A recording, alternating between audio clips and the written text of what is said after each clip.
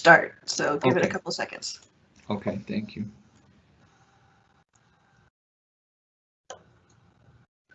Okay, go ahead. All right. Well, yeah, excellent. I still see a few folks trickling in. Again, these sessions will be recorded, so we're excited for that, and we're excited for everyone to be here. Welcome to the second week of the Utah Advising Association virtual conference. We're excited about this new format, kind of a lunch and learn type format from 12 to noon every Thursday. Just as a caveat, we will be sending out those links every week for the upcoming Thursday, and then again that last week will be on a Wednesday with our keynote speaker and our Advisor of the Year presentation. So welcome back. Thank you. I'm really excited about this presentation, Unsticking the Developmental Math Student by Annalie Bird. Annalie Bird, not Beard, from Weber State University. And just a few caveats. So this session will end at 12:50, and then the next session will start at 1 o'clock. And we will be posting some information in the chat. Annalie has made a handout, so later on I will post that. And then if you all have questions, you can put that in the chat as well. And I think we'll save some of those questions for the end, and I will turn it over to Annalie. All righty, thanks. Let me know if you can't hear me or anything. Thank you, everybody, for coming to this one on Unsticking the DevMath Student. So I've got a lot of experience, not with math, but with being stuck. I can't change my slide. Let's see what happens if I do this. There we go. So to kind of understand where this is coming from and where this is being informed, you need to know a little bit about my history, so sorry about that. So what happened in my case is what happened to millions and millions and millions of other students is that I shut down at a very early age when it came to math. I don't know why, but second or third grade, that was it. I decided I hated math, wasn't going to learn it, and basically never did. And the only reason I was able to graduate from college eventually is because the guy that was my fiance at the time just dragged me through it, kicking and screaming the whole time last semester, my senior year. So I pretty much looked like this little girl on the slide. And the only reason that that wasn't the complete end of the story is that for me, it is really weird to be this hostile about learning anything. I'm a learner by nature. I love to learn. Anyone that knows me knows I'm always taking classes and all kinds of subjects and reading stuff and doing weird things. Learning is literally my favorite thing to do.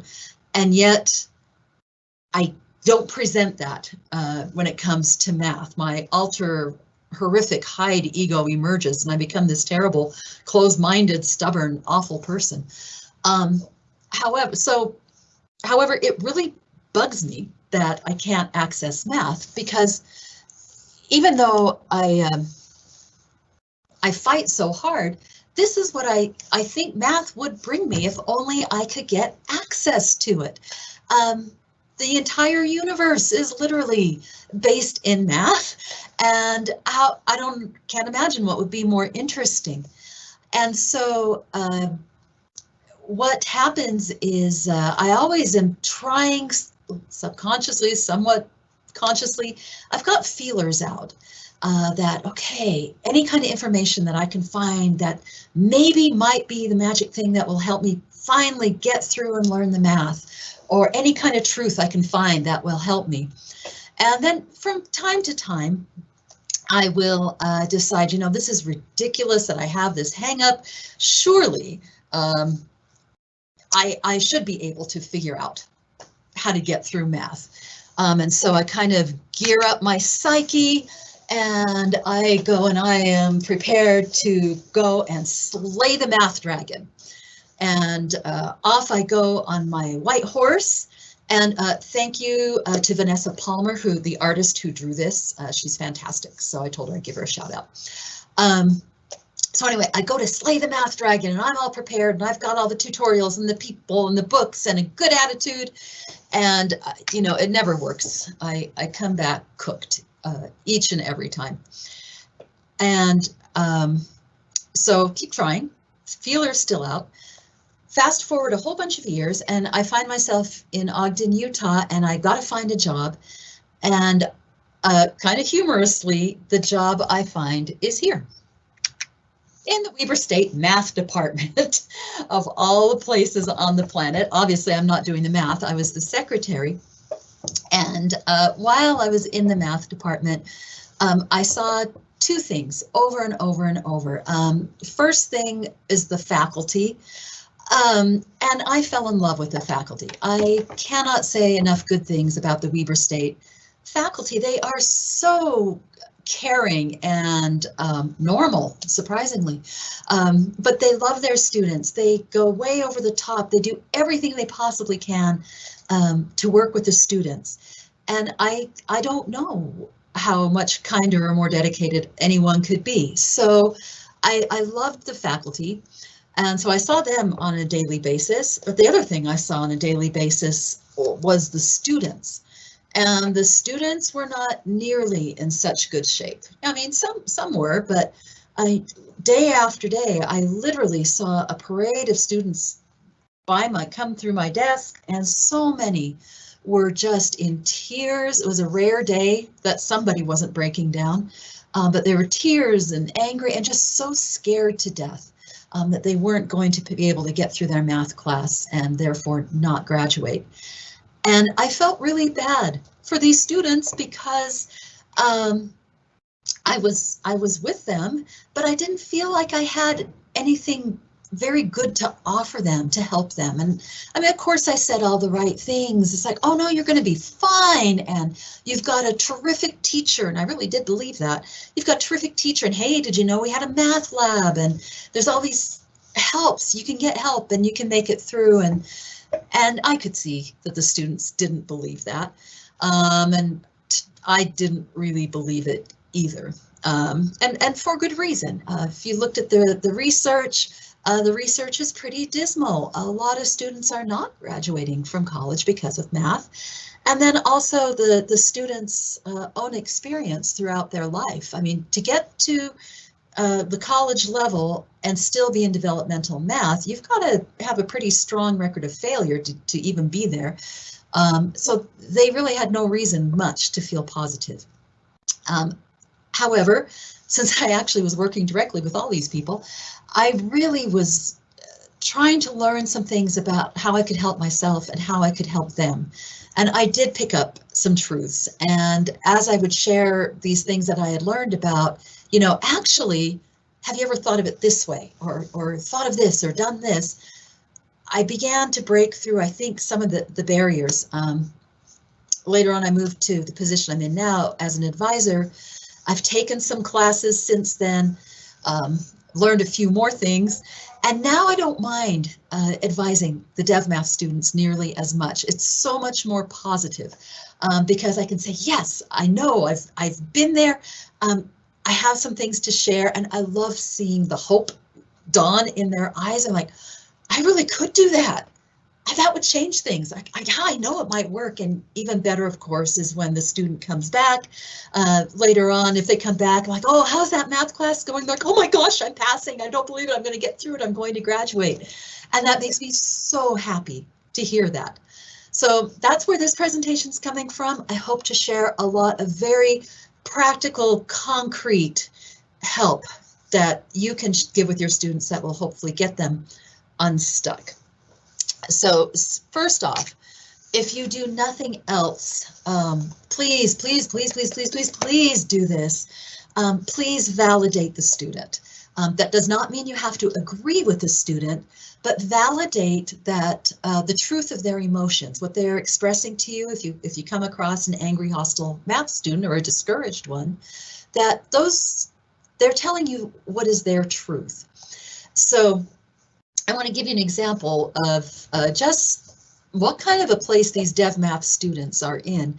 One of my all-time favorite teachers in any subject is Dr. Rachel Bachman from the math department here. I took a class in arithmetic for elementary teachers, figuring that's pretty much where I was at. And one of the most brilliant things that she did was right at the beginning of this class, she gave us all a sheet of paper and asked us to draw how we felt when we studied math. So warning, there is violence ahead. And she shared some of these pictures with me to share with you. These are typical of the pictures that students would draw. And I drew one very similar to this. And it was so helpful that she let us express this, because when she did, and she let us all get up and share our pictures, I knew that she got it. I knew that she understood I was not in a good place when it came to math, and that she was seeing pictures like these and then still, in spite of that, came back and said, you know what, we're going to start right here, and you're going to be able to learn so much, and you're going to be fine. Because I knew that she knew this, I was more willing to believe that she meant it, and that, oh my goodness, really? You really could teach someone like me, despite all the hostility I'm going to throw at you. And I threw a lot at her. Bless her heart, she should get paid more. But she was able to teach us despite that. And this is something I think that we as advisors can do probably better than anybody else on campus, because, you know, no matter how good the math teacher is, they're under a lot of pressure to get through the whole curriculum. And they don't have, you know, maybe the time to really deal with the emotions that the students are bringing. Also, they are teaching people in a group, whereas a lot of us are able to meet with students one-on-one. So we can address the emotions, and that alone will diffuse so much hostility. So to validate the students, here's some of the things that you can say that are validating, but you don't make things worse. So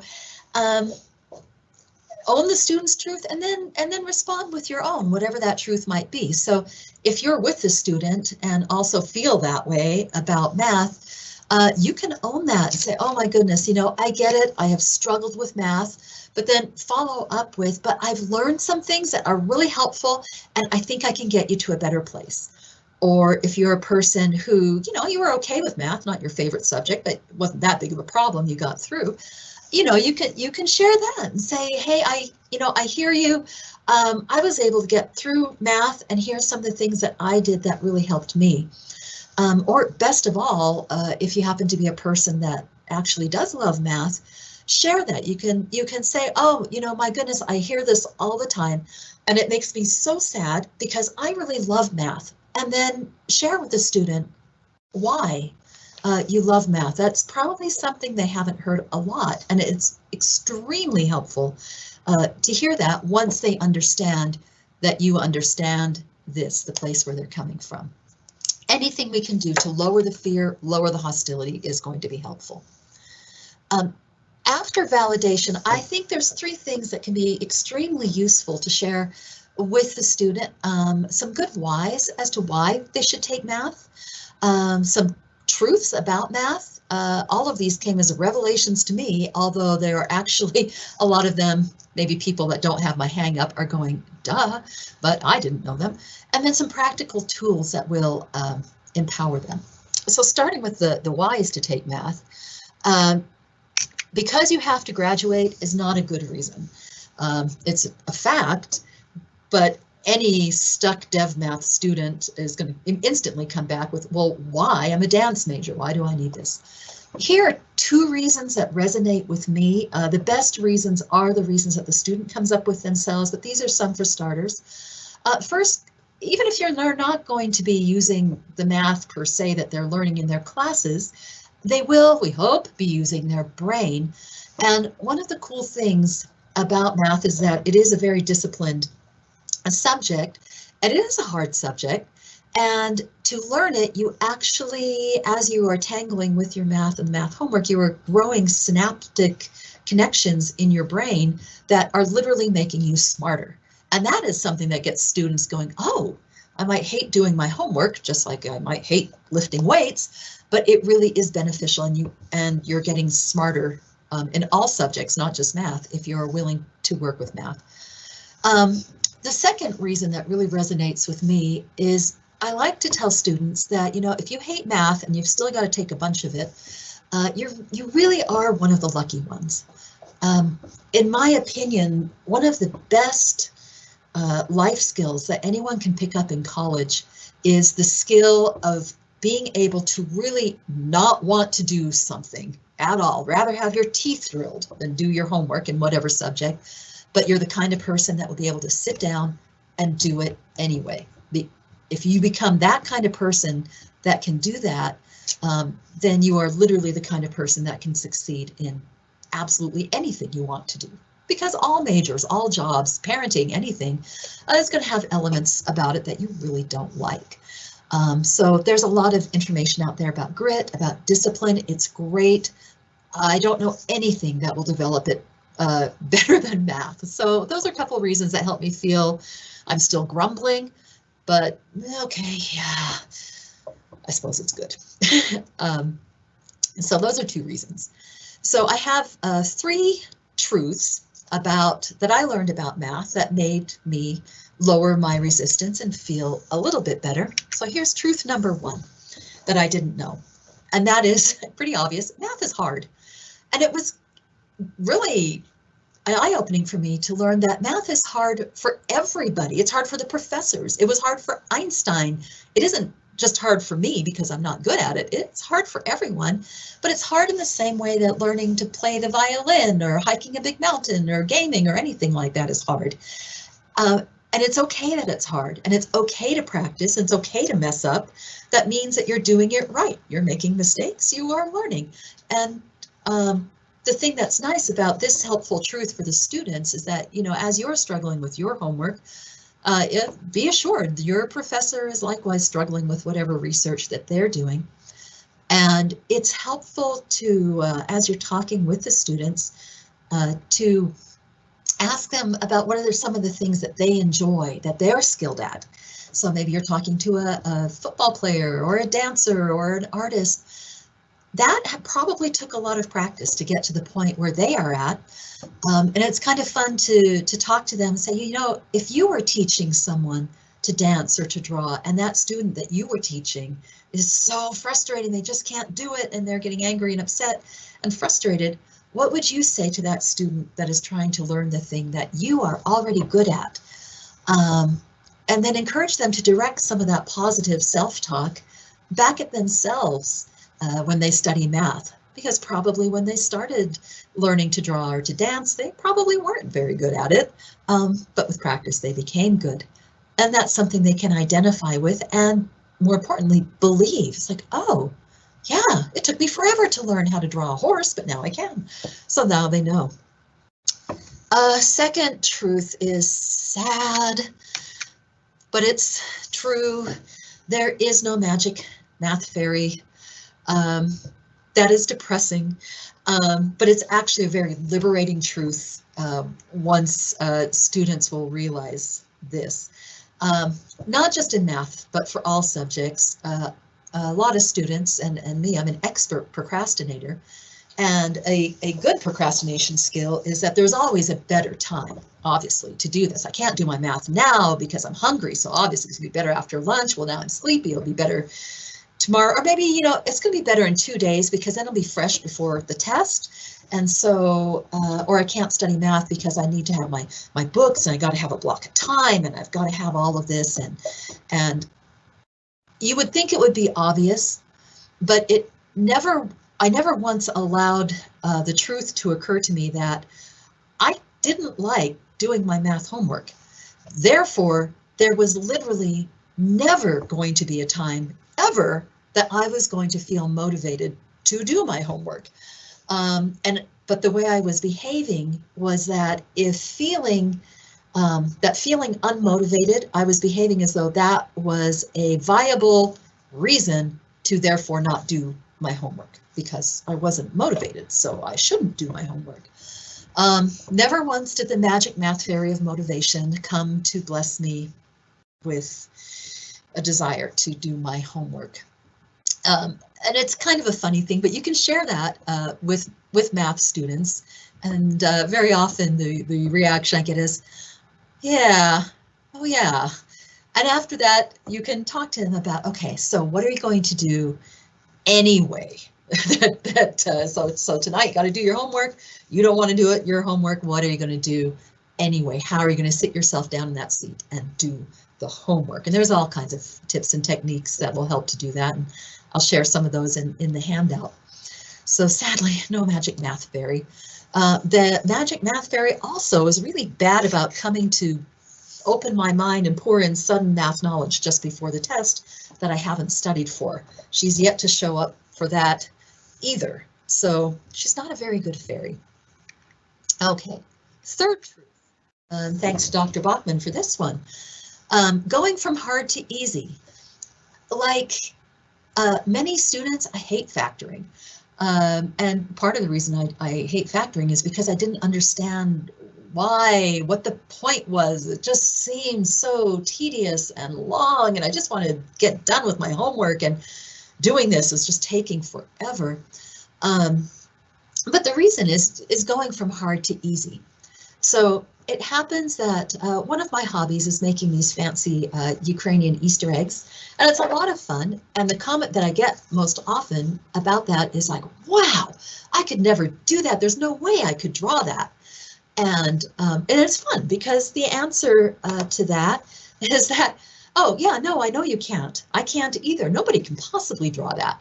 But yet there it is. And the reason is that I know the secret, and that's with a couple tools. You just simply keep subdividing that that design and breaking it down into smaller and smaller and smaller and smaller and smaller pieces until what you're actually drawing is very simple, just a dot or a short line, maybe a triangle, but that's kind of hard. And I didn't realize that math was doing the exact same thing.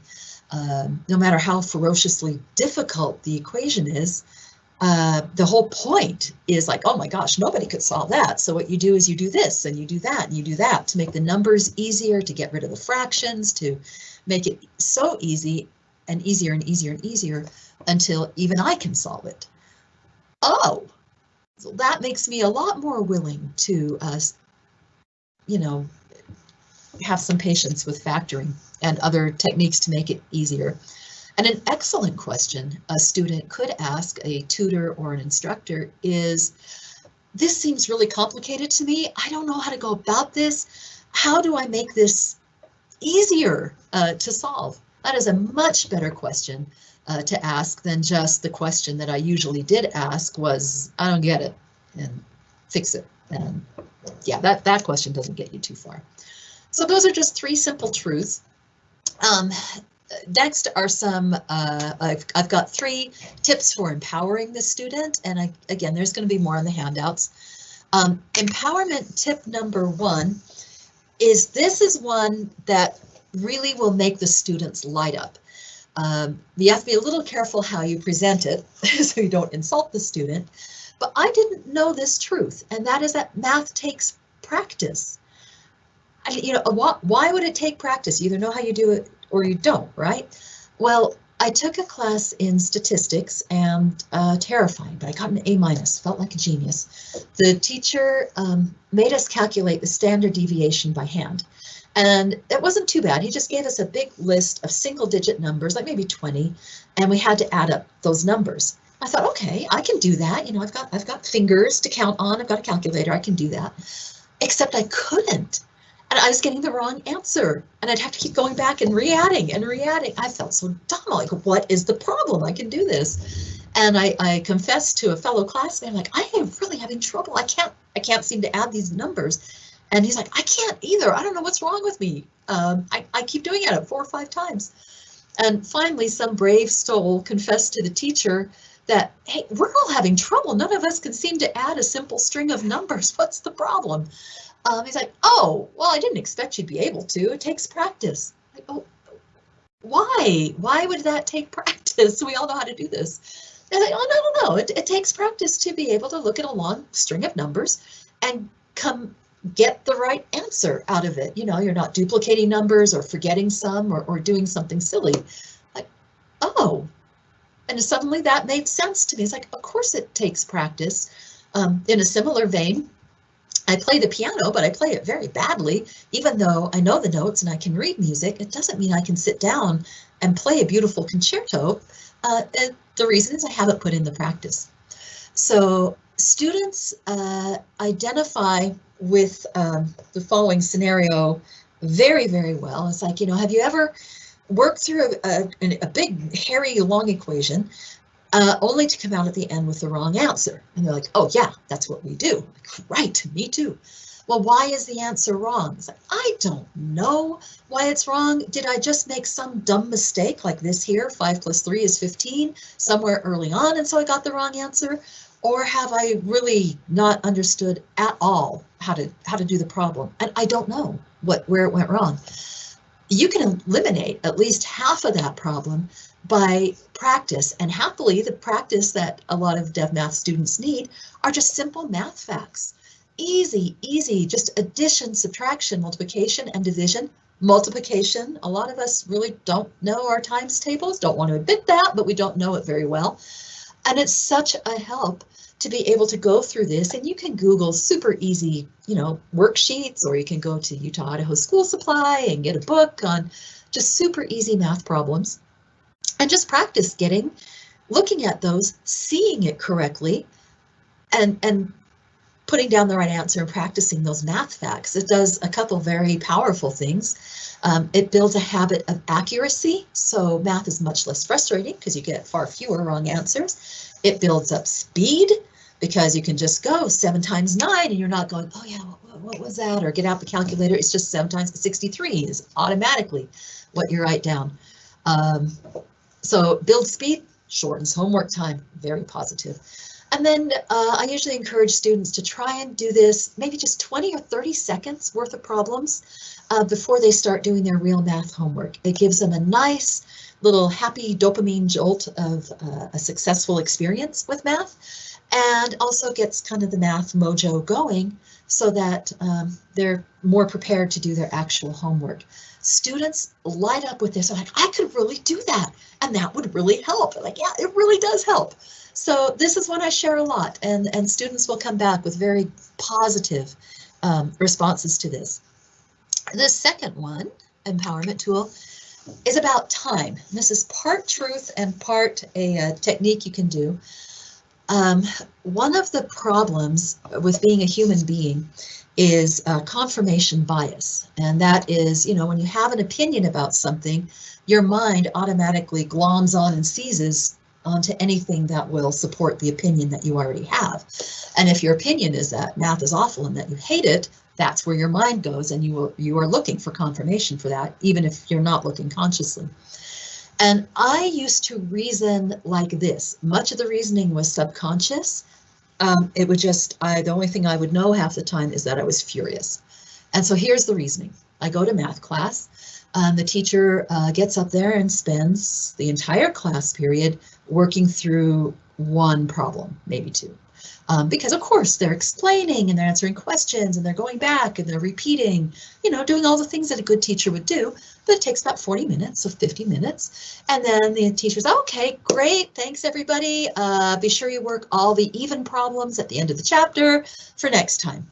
Okay, I go flip to the book, I look at all the even problems. Oh my gosh, there's 20 even problems. And the math that I do is this. There are 20 problems. It just took us 40 minutes to do one. 40 minutes times 20 problems, that is more than 13 hours of homework in this stupid math class. I can't do that. That's completely unreasonable to expect me to do 13 hours of homework by tomorrow or even the day after tomorrow. I've got other classes. I might have to work. I've got a family. It'd be nice if I could sleep, but apparently math teachers, the evil troll of math teachers, not going to allow me to do that.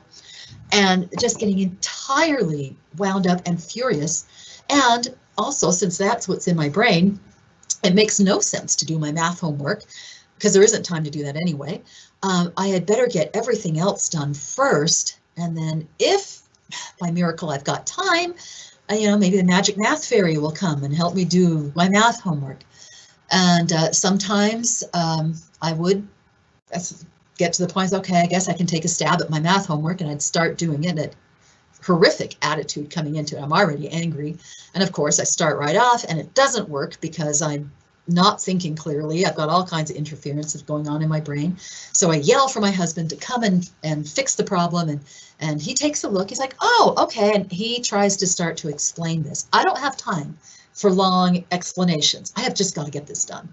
And so I'm extremely resistant and belligerent and awful, and finally just send him away. He's frustrated. I'm frustrated. I start the next problem. Well, I can't do the next problem because I didn't listen to how to do the problem. And it is just a really good thing that the instructor does not walk in at that point, because I would kill them dead with a laser shooting out of my eyes at that point. I'm so upset. Students identify with this reasoning. So here is the technique that they can do to help.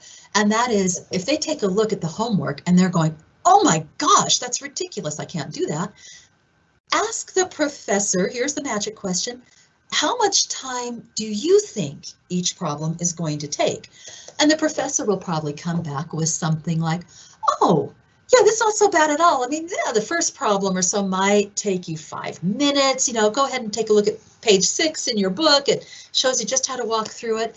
And after that, each problem maybe take a minute or so, because I mean, this is Dev Math. The problems aren't long and hairy, or they're not supposed to be. You know, it'll just take you about a minute. Oh, well, that is a gigantic difference in perception. Suddenly the homework has gone from 13 hours to maybe half hour, 40 minutes. I can do that. I can put in that much time, and actually I've got some time right now, and I probably want to put that time in now while the lecture is still fresh in my mind, which is absolutely the best time that someone can do homework. This also is powerful to do. The last empowerment technique I have time to share today is this one. Not for all students, but a lot of us are big picture people. I am, and it is super helpful for me in any class to be able to either flip to the back of the textbook, or hopefully I have a teacher that's going to give me the big overview of the class. It's extremely difficult for me to learn something just step by step by step by step if I don't have an idea of where these steps are leading me to. If I don't know my final destination, or have some kind of a framework, it is literally like trying to put a puzzle together without having the picture. I don't know where to put the facts that I'm learning. And it doesn't always occur to people that they can skip to the back of the chapter, or even the back of the book, because of course you're not going to be able to solve anything. You haven't learned that stuff yet. But that's okay. You don't need to know how to solve it. All you need to do is go to the back of the chapter, maybe skim through some of the story problems, because that will orient you to, like, oh, okay, we're going to learn how much paint it takes to paint a fence. Okay, but at least then as you go back and you're learning the techniques, anything that has to do with, you know, area and you kind of, you know where you're getting to, and it really helps. If there is no textbook, it's all online and it doesn't let you jump forward, that's when you contact the math professor and ask, you know, hey, I'm just really curious, you know, what kinds of things can I do at the end of this chapter? After I'm done with Math 950, what is it that I've learned? What am I able to do? Knowing that really helps unstick people a lot. Okay, wow, is it through that faster than I thought I would? That's good. So like Daniel said, I've created some handouts, some helpful truths about math, some other tools, empowerment tools that you can share with students. It covers what I've covered here and also a few more. And then I also threw in a bonus handout about some things never to say to a developmental math student and why you should not say those things to a dev math student. And I mean, the idea, of course, is not to have the student in your class and say, okay, here, I'm going to shoot off these 20 ideas. But as you talk to the student, you'll be able to share with them some things that you think might be the most helpful. And I think there's hope. There are students that are getting through math all the time, even students like me who have a terrible attitude. And I think math is being taught in a fundamentally different way in the elementary schools now. And judging by some 9-year-olds that I happen to know, about half of them, their favorite class is math. So that's good news.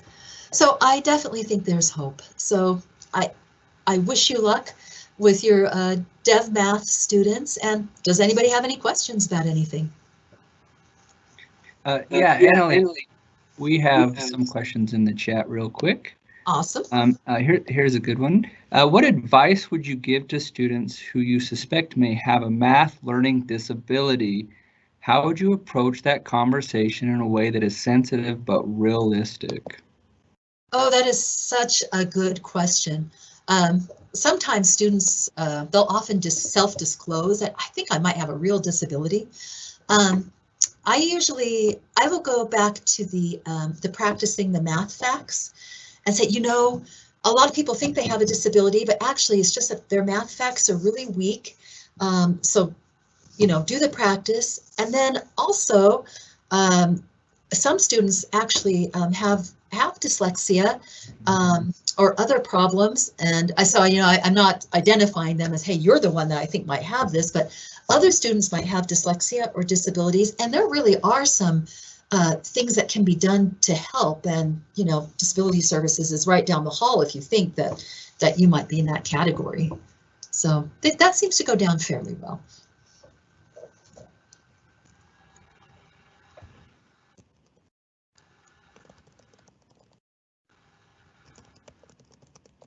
Are there other questions? Oh, I'm just making an announcement here. If anyone has any questions, you can put them in the chat and we'll try to get to those. Oh, Annalie, it looks like we may need to go into your Google Doc and just change your permissions. Oh, okay. Folks are clicking on that and just make sure that is shared to everyone outside of Weber. Okay. I don't know how to do that quickly, so after this, I will definitely do that so everyone can do that. Is that going to be okay, Daniel? Yeah. I'll come over and we'll fix that. We just open up the permissions to that Google Doc and then folks should be able to click on it. Okay, cool. I mean, if anybody should want to, please share that, everyone. Could share it. Yeah. Yeah, go ahead. Do you want to share what's on that presentation handout? Oh, I'll do a couple things. Couple things never to say to a math student. I'll leave my mind since the document isn't right in front. Never tell a Dev Math student that the class is easy, because it just makes you feel so much worse when the class is not. That one is a bad one. Don't do that. One that's easy to slip into, I think sometimes as an advisor, is to say, oh, you know, you just take this one class, we'll get math over with, and then you can move on with your major. You never want to tell people, oh, we're going to get math over, because that just re-emphasizes that math is this terrible drudgery that is being foisted upon you, and it's awful, and you should get it over with. I really hope, and this is where I'm hoping in the elementary schools, that the attitude is getting better, that you don't just want to get students through math. I mean, if we have to, and that's all they do, that's fine, I guess. They can move on with their life. But the reason to learn math, one of the reasons, is that it should eventually bring you some joy. The whole universe is out there for you to explore, and even if you don't work with math every day, I would hope that people can develop an appreciation of the incredible patterns and symmetry that's in nature and the wonderful things about math. So it should never just be, we're going to get this over with, but that, you know, if you get through this, it's going to actually substantially add to the joy in your life. So we need to kind of promote that idea, I think. I think, I'd interrupt me if there's other questions, bounce that way. The the worst thing I think you can do to a Dev Math student is to trivialize their experience and their feeling. Like, oh, you don't really hate math, you know, it's not your favorite subject, but you can get through it. It's like, no, no, no, no, no. At that moment, if they're saying they hate math, if anything, is probably an understatement, unfortunately. So don't trivialize it. You know, so many people feel that way. I get that you feel that way. Let's try and get you feeling a better way. Other things, these are some things you can encourage students to do. I'm always looking for ways to get better at math without actually doing math.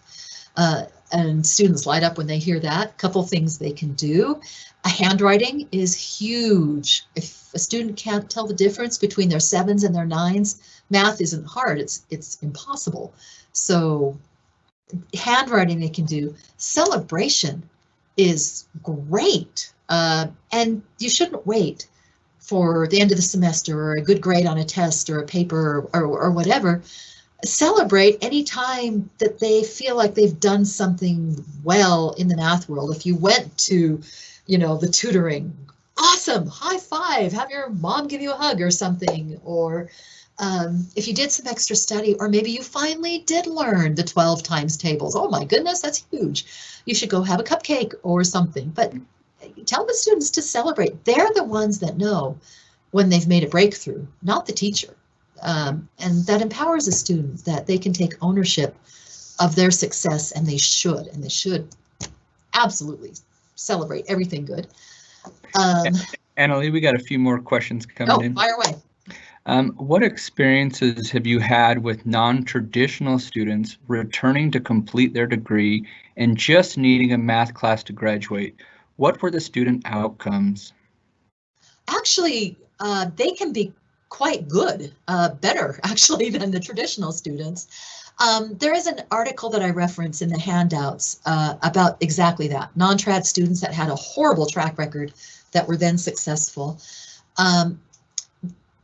It's very helpful because the non-trad students typically are a bit more mature and they are frightened, like maybe they don't feel their brains work as well, they don't have time because they've got kids and a job, oh my gosh, what am I going to do? So therefore, they don't minimize the homework they have to do, and they're actually more likely to go to class, get the homework done, ask the questions they need to do, and do what they're supposed to do. So non-trad students typically have a better track record, is what I've found, and they're kind of happy to hear that. Excellent. And then those resources too, once we get that published, will be helpful too on the non-trads. There's two questions that kind of go together, but we'll ask them separately. What advice would you give to STEM majors, like engineering students who really want to pursue the major, but have failed multiple attempts in taking dev math classes? That one's hard for me. Yeah. There are students, there was one guy, I know he went from math 950 all the way up to like, oh, good heavens, engineering stuff. First, it can be done, but I usually also ask the student, is that where you want to spend your time? You know, because it's not just a matter of getting through the math courses and, oh, thank goodness that's done, I never have to think about math again. You are getting into a major where you're going to have to think about these sorts of things and work creatively with math every day, which is great. And yeah, you absolutely can do it. Is that what you want to do? Is that where your mind enjoys spending its time? So I do kind of try to push for a little career exploration. If they're like, oh no, I love to do it. I actually work as a mechanical engineer. I just need to get this degree.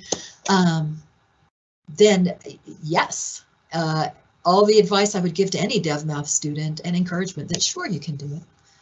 And this kind of goes along with what you're saying, but how do you work with students who struggle in math but need high levels of it for their career goal? Yeah, same thing. Anything, a lot of it's a maturity issue, which I mean, you're not going to sit down and say, well, you're really immature, so you know, don't do that. But the skill of sitting down and working at it, doing the tutorials, get the basic math facts down. And I think it's really helpful. I'll send them to Dr. Bachman if we're here at Weber, to understand that math isn't just about memorizing a huge phone book pile of rules. Once you learn about numbers and what they mean and what they are, you don't have to memorize so many rules, because you can look at it and you can figure out different creative ways to solve the problem. And that's another revelation, that there is more than one way to solve a problem. There's, 50 ways to deal with fractions or anything. They might respond well to some of the Singapore math that's being taught in the lower grades. It's not a bad idea to go back to some of those early elementary textbooks that presents math in a fundamentally very different, very concrete, manipulative kind of way. Breaks a lot of barriers. That can help too. Yeah, this I think we just have time for maybe one more question, and then we'll have to end here. But this kind of goes along with the same conversations. How would you guide a conversation with a student that is failing multiple math classes and it appears that completing a degree in math or other STEM fields is unrealistic? Yeah, that kind of goes along with the other ones. Sometimes I'll have a conversation sometimes that, while yes, we're always told we can do anything you want, and yes, you probably can get through, but is that really the best use of your talent? Because it seems like you're struggling really hard with these dev math classes. So let's say your goal is to be an accountant or whatever. First, is that where your mind wants to spend the time? And what gifts do you have that maybe you aren't using because you're beating your head against the math brick wall? So yeah, you can get through, but I think maybe often just ask them, would your life be better spent doing the thing that you enjoy doing more? They're like, no, I really love my math classes. Really? Okay, well, let's spend a lot more time at it then, because clearly the time you're spending is not enough. I don't know if that helps at all, but I think some career and some self-exploration. I mean, I'm a good case in point. I guess I could be an accountant if I really wanted to, but it would definitely be a waste of the things that my mind is much better at. Yeah. I think we're ending at 12:50, so I think we'll take this last question. Do you have advice for students who are trying to test into a certain level of math as a way of bypassing developmental math courses? I'm especially interested in ideas for individual study that students can use. I just thought of like Khan Academy and free resources, but yeah, Khan Academy is great. I love YouTube. Especially if they're the kind of person like me, I have to hear it in just the right way. So things like the Alex program paired with YouTube, paired with Khan Academy, the whole series Algebra for Dummies is great. And I always preface it, not that you're a dummy, but it's that this is just really it's well presented, well written. A non-environmentally friendly tip that helps me, large print and a lot of white space is much less threatening. So if they're trying to test higher, sometimes literally make copies of it, but blow it up so it's larger, it looks less scary, and it lowers those unconscious affective filters so that you can do better. Also, have some spinach about half an hour before you go take the test. It actually stimulates your brain and you'll perform better. Also, if you're not allergic to peanuts help too. Well, we better end there. The next presentations will be starting at 1 o'clock, so y'all get a 10-minute break. Thank you, Annalie. Thank you. And we'll get that link to work, and then you all can look at that and get some additional resources. Thanks, everyone. Yeah, thank you for coming. Bye-bye. Bye.